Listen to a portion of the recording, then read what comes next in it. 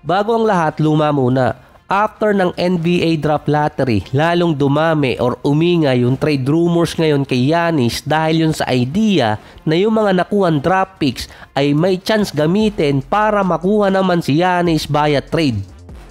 Nagamit yung mga selection para sa 2025 NBA draft. So may nabasa lang ako dati sa comment section na bakit daw yung isang number 2 overall ay mataas ang value para gamitin na pang trade sa isang superstar na katulad ni Giannis. Dahil yun sa idea na pwedeng maengganyo ang Bucks na mag-reveal gamit yung isa sa mga selection sa 2025. May potential replacement na batang player kung sakali kay Giannis sa Milwaukee. Sa 2025, ito yung class na merong maraming potential star.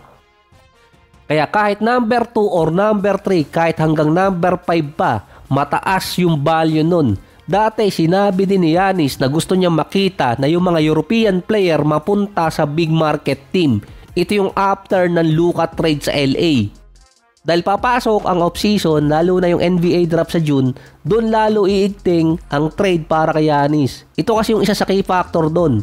Dahil si Giannis mahigpit sa pera, umiiwas nga siya sa mga comment patungkol sa referee sa mga interview para hindi siya mapagmulta. Dahil sayang, pambili din ng diaper yun.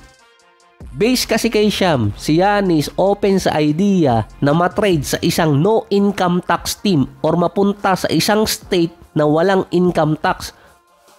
Base kay Sham, open si Giannis sa idea na matrade sa isang team na walang income tax or mapunta sa isang state na walang income tax na nasa 6 na team din yun. Merong 9 states sa US na walang income tax. Sa 9 na yon, ito yung merong mga teams: Florida, Tennessee at Texas. Ang mga teams na to, Miami, Orlando, Memphis, Houston, Dallas at San Antonio. Marami din mga players last off-season na nag-sign sa mga teams na merong mababa or kaya walang income tax. Dahil sa take-home money, yun ang target ng ibang mga player dati at ngayon tinatarget ni Giannis. Sa 6 na teams na to, ang may pinaka-appeal na makuha si Giannis ay Houston at San Antonio. Ang ironic lang kasi dun, sa tipid din ni Giannis at sa gusto nga niya makakuha na mataas na take-home pay dahil sa kakaparamdam niya na aalis ng team na gastos ng Bucks yung mga asset na meron sila. Meron pa namang natitira pero kapag ginamit pa ng Bucks yun sa isang trade para mapalakas yung lineup nila para lang mapagstay si Giannis, apektado yung future nila until 2030 kung may mundo pa nun. Sa Houston, nasa kanila yung number 10 overall. Meron pa silang ibang draft picks na pwedeng isama. Yung iba doon, at least 1 year interval ang mga pick. Ang iiwan na player, sina Sengun at Amen Thompson. Si Jalen Green ang potential trade option plus yung number 10. Kaya may appeal agad sa Bucks yung package. Plus pwede pang isama ng Rockets yung ibang young player nila sa roster. Sila din yung young team na merong buffer na 2 taon sa roster nila para makabuo ng formidable lineup. Isa din sa mga teams na malapit sa build ng Bucks dahil defensive team. Appealing ang roster ng Rockets dahil kada 2 taon pwedeng humiling ng another player galing sa trade or free agency itong si Giannis katulad ng ginawa niya sa Milwaukee.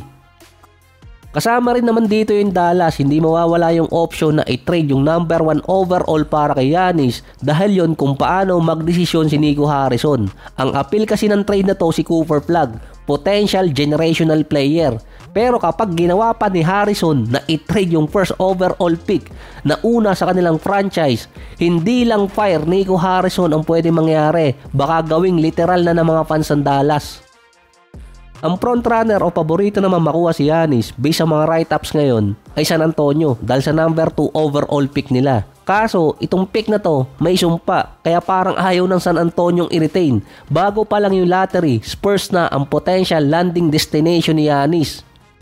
Lalong napalakas yun na makuha nila yung isang pick na pwede nilang maengganyo ang Bucks para mag-rebuild. Ang number 2 overall, pwede silang makapamili sa pagitan ni Dylan Harper at ni Ace Bailey. Best consolation prize na pwedeng makuha ng isang team para sa 2025 NBA Draft. Kahit ibigay pa nila yung number 2 overall, may another pick pa ang San Antonio mula Atlanta. Ito yung number 14, galing naman kay Dejounte Murray na trade. Meron pa silang pwedeng ibigay galing sa ibang team until 2031 kung talagang may mundo pa nun. Ito nga lang yung weak part sa trade ng San Antonio. Wala silang appealing player na pwedeng isama sa package. Ang pwede lang nilang isama ay yung katulad ni Devin Vassell, Keldon Johnson at Harrison Barnes para mabuo lang yung kontratang itatapat kay Giannis na meron din silang 2 years buffer para makabuo ng big time lineup dahil si Wemby 2027 pa magkakaroon ng big time contract.